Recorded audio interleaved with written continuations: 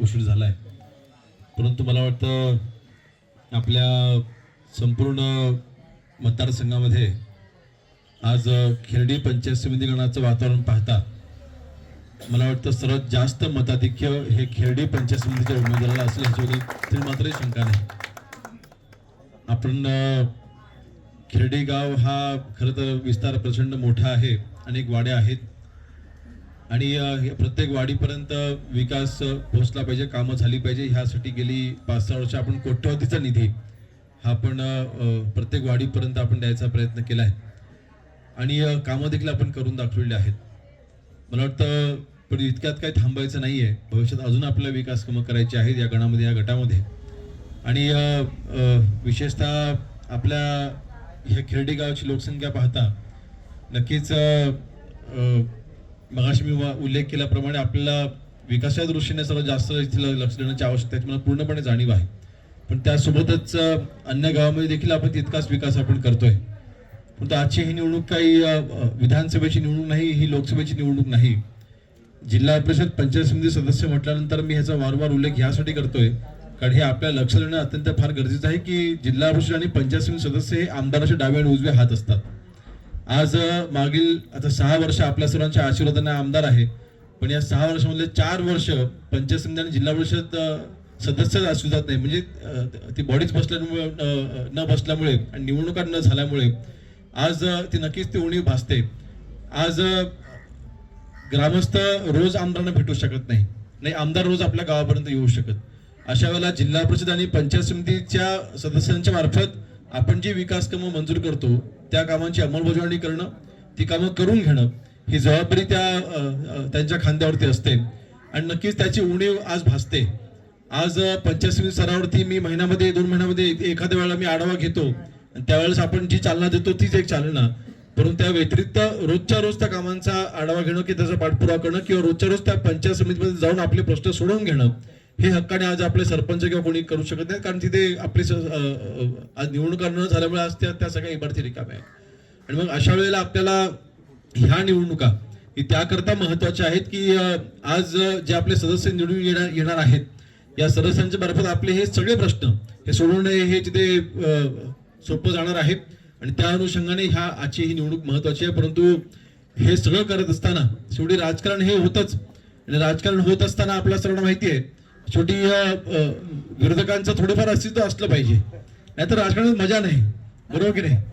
परंतु आज विरोधाला म्हणून विरोध करणं ह्याला देखील काही अर्थ नाही. म्हणून मला वाटतं आज दापोली मतदारसंघाचं राजकारण हे आता अशा एका टप्प्यावरती पोहोचलेलं आहे की आता जवळपास कुठल्या प्रत्येक गावात जर का आपण पाहिलं विरोधकाचं ते उरलेले नाही आहेत.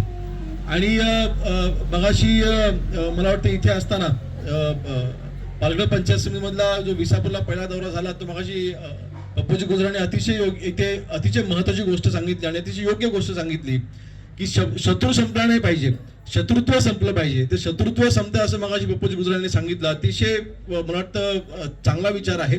आपल्याला शत्रुत्व संपवायचं आहे, शत्रूला संपवणं हा माझा उद्देश नाही, परंतु गावागावांमधली विकास कामं करणं आणि शत्रूंना आपल्या सोबत आपलं घेऊन त्यांना मित्र करणं ह्याच पद्धतीने आपण काम करायचा प्रयत्न करतोय.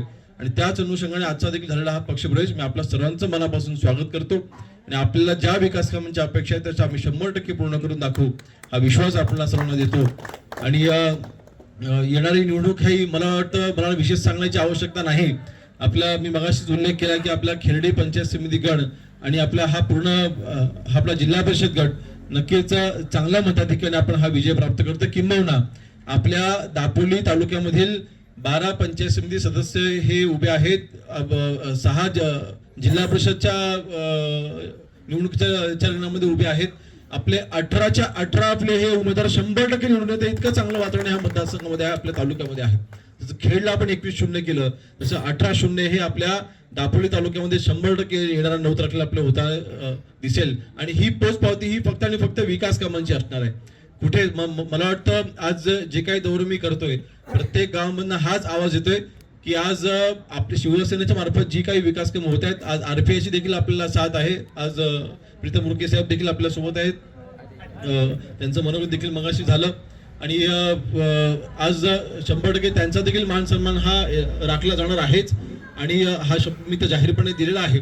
तर या अनुषंगाने आपल्याला एकंदरीत आपल्या तालुक्यामधला विकास हा करण्यासाठी अशी एकी प्रत्येक गावची ही अत्यंत आवश्यक आहे. आणि आपल्या मतदारसंघामध्ये असलेलं जे काही शिवसेनेकरता पोषक असलेलं वातावरण आज राजकीय परिस्थिती अशी आहे की शिवसेना विरुद्ध सगळे पक्ष आज एकत्र आलेले आहेत. म्हणजे राज्यामध्ये आपण शिवसेना, भाजप आणि राष्ट्रवादी आपण सत्तेमध्ये आहोत, परंतु फक्त दापोली मतदारसंघ, जिल्ह्यामध्ये अन्य ठिकाणी युती झाली आहे, परंतु फक्त दापोली मतदारसंघामध्ये युती केली गेली नाही. ह्याचे कारण मला माहिती नाही, परंतु माझ्याकडे प्रामाणिकपणे प्रयत्न झाला. परंतु आज शिवसेना आणि शिवसेना आरपीआय हे सोबत आहेत, युतीमध्ये आहेत. आणि आपल्या या दोन्ही पक्षाच्या विरोधामध्ये आज भाजप असेल, उभाटा असेल, राष्ट्रवादी असेल, तिन्ही पक्ष आज एकत्र आलेले आहेत. परंतु नक्कीच जनतेने निर्णय घेतलेला आहे. या सगळ्यांना आम्ही पुरून लढू आणि शिवसेना आणि आरपीआय 100% आम्ही सगळे आमचे उमेदवार हे विजयी करू हा विश्वास दर्शवतो. आणि पुन्हा एकदा आपण आज मला कल्पना ही कालचा हा कार्यक्रम होता, परंतु अचानक मला मुंबईत झालेला असल्यामुळे आपण हा कार्यक्रम आजच मला 24 तासापेक्षाही कमी अवधी आपल्याला मिळाला. पण त्या अनुषंगाने आज आपण सर्वांनी पुन्हा एकदा मगाशी मी उल्लेख केल्याप्रमाणे की आपण सर्वांनी शिवसेनेमध्ये जाहीर पक्षप्रवेश केलाय. मी आपल्या सर्वांचं मनापासून स्वागत करतो, अभिनंदन करतो आणि इथेच थांबतो. जय हिंद, जय महाराष्ट्र.